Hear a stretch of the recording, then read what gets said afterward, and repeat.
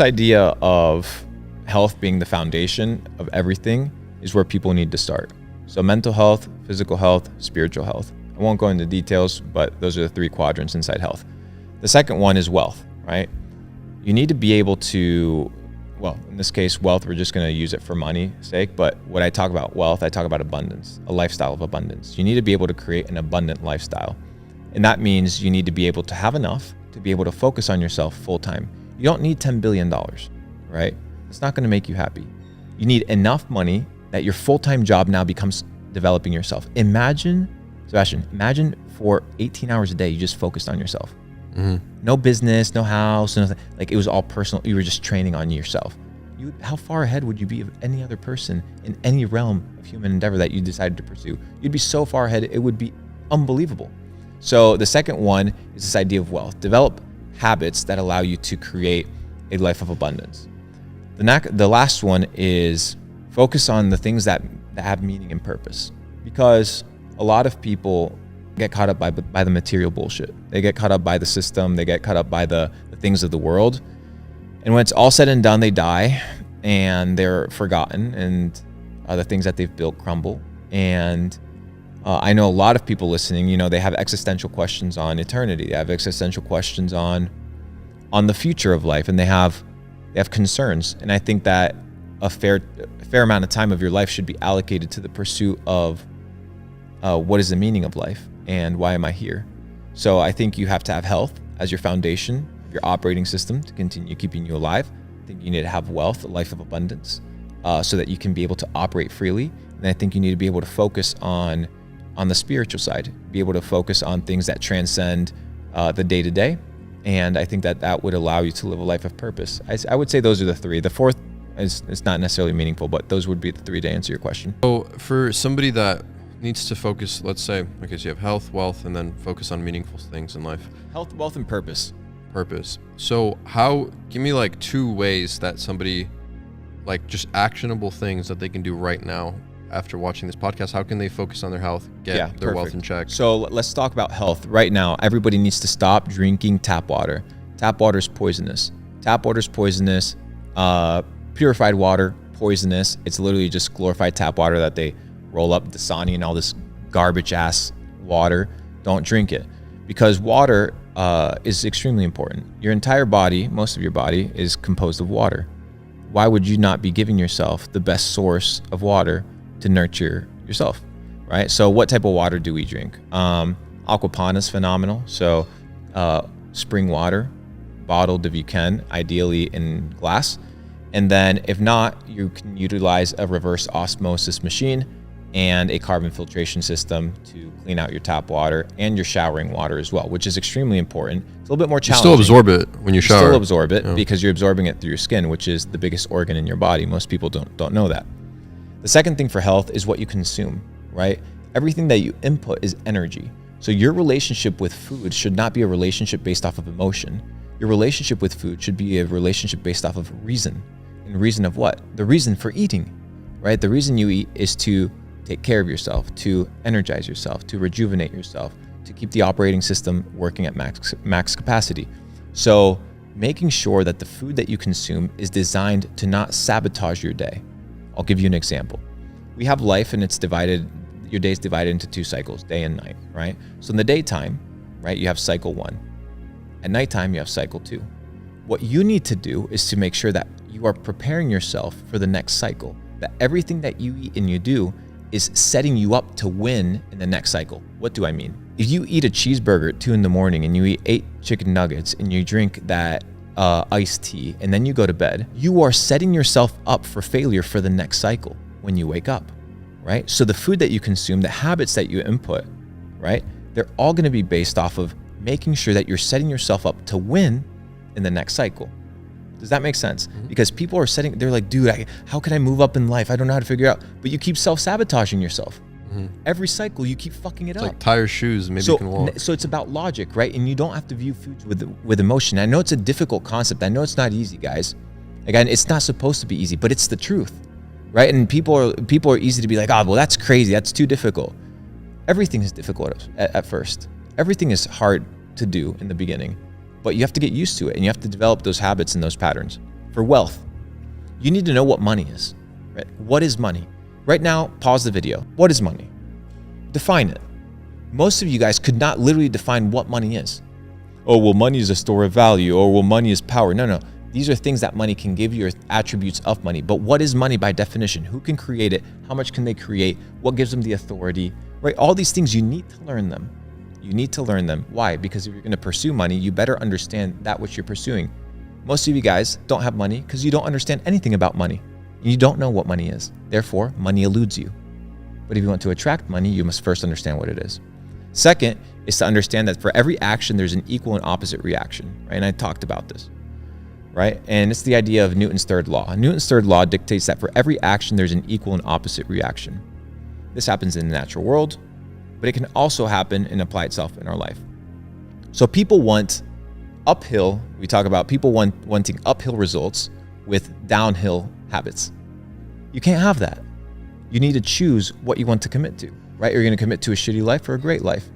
But this idea that you can achieve certain results in your life without putting in the specific requirements of work, right, is impossible. There are recipes and ingredient lists to a phenomenal meal, right? And in order for you to achieve that phenomenal meal, which you can, anybody can, right? Anybody can cook Gordon Ramsay's recipes. They might not be able to do it just as well because it requires experience, time, right? These are all factors that play into it. But you can follow a recipe and you might stumble your way to it, but you might have a similar product, right? You might have a similar outcome, and success leaves clues. And if success leaves clues, you need to figure out what that ingredient list is for your life and actualize it. So for every action, there's an equal and opposite reaction, which means that if you can control the actions, and if you know that you're going to receive an equal proportion for that which you put in, you're going to be able to measure your outcome, right? So focus on the input, and life will give you in proportion that output. People want the output. People want the money. People want the cars. But nobody wants to put in the fucking work. Nobody wants to put in the hours. Nobody wants to train. Yeah. Focus on the input and let the universe focus on the output, because by natural law, that will happen. So if you're in the gym, the harder you lift and the harder you try and the more dedicated you are, the better you're going to look. Why would you cheat? Why would you cheat yourself? Right? Why would you cheat yourself from achieving your fullest potential? And it's not just going to the gym, right? It's developing a healthy lifestyle, because you can go to the gym, go home and stuff yourself with 2 fucking pizzas and drink some Mountain Dew. Doesn't mean you're doing anything, because it's not about getting jacked. It's about living a healthy lifestyle, becoming autonomous, and it's about lifespan longevity. Dude, I don't want to be like fucking Ronnie Coleman, who won Mr. Olympia and had all these great achievements, and now the dude can't walk because his legs don't function, right? That to me is not success, right? To him, he's a gym freak, like the dude's a savage, mad respect, but I don't want to live that way. I want to live till I'm 120 years old.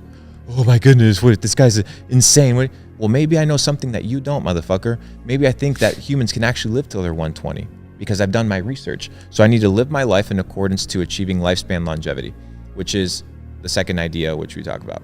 For wealth.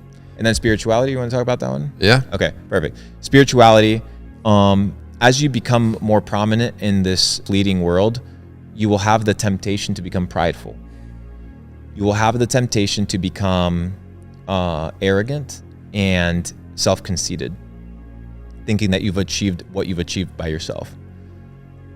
There's a reason why the poor people worship God more than the rich people, and it doesn't have to do with because the rich people are better or whatever. It has to do with they're checked, right? At all times they're checked by the system, or they're checked by life that, damn, like they're not that great, right? You're not that much.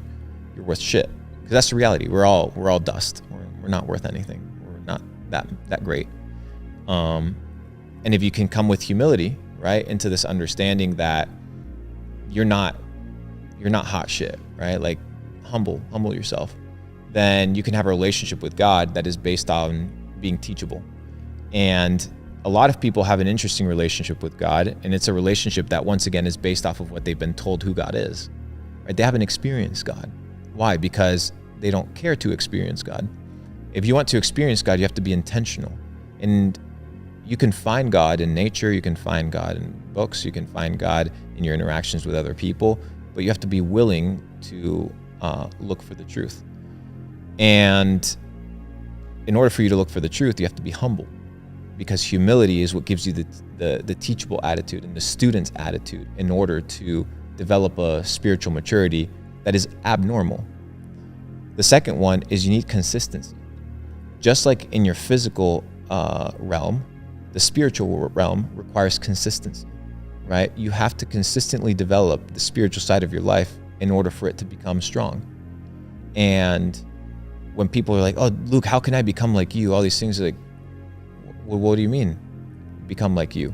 Oh, well, you talk this way and you believe these things. I'm like, yes, well, you have to instill a life of discipline that you start adapting these habits and this way of life. And then inevitably, it'll just become who you are. So I think people need to focus on being consistent. And I think people need to focus on having a teachable attitude and being humble.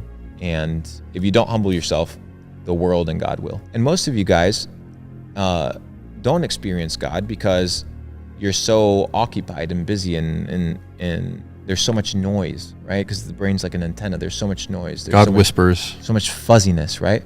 That when God speaks, you don't listen because you're not aware.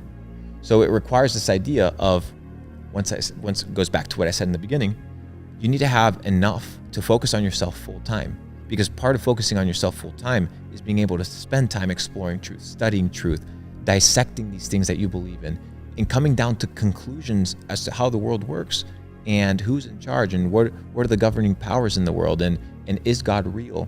And if he's real, why does he allow bad things to happen, right? Or if he's good, why do kids get bombed in Syria 24/7, right? All these existential questions, they're questions that if you have the ability to spend time focusing on yourself, you're going to be able to get to know God more in the process of learning.